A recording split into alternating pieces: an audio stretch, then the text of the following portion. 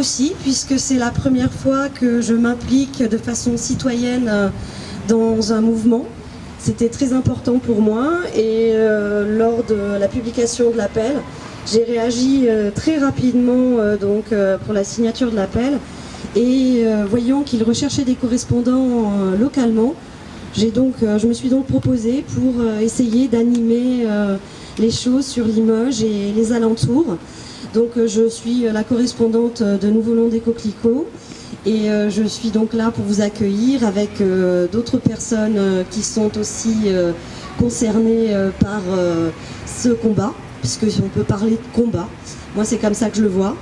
Je suis très heureuse d'être là et j'espère que nous allons pouvoir développer ce mouvement et toutes ces actions tous ensemble au cours des 2 ans à venir, puisque c'est un mouvement sur le long terme.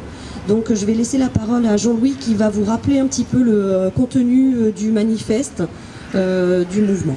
Voilà. Merci Armelle. Donc vous avez, si vous êtes là, oui bien sûr, et bienvenue dans ce microcosme. Donc si vous êtes là, c'est que vous avez lu effectivement ce manifeste, mais je vais me permettre de le rappeler. Nous voulons des coquelicots. Les pesticides sont des poisons qui détruisent tout ce qui est vivant. Ils sont dans l'eau, dans la rosée du matin, dans l'eau de pluie, dans le nectar des fleurs et l'estomac des abeilles, dans le cordon ombilical des nouveau-nés, dans le nid des oiseaux, dans le lait des mamans, dans les pommes et les cerises. Les pesticides sont une tragédie pour la santé. Ils provoquent des cancers, des maladies de Parkinson, des troubles psychomoteurs chez les enfants, des infertilités, des malformations à la naissance.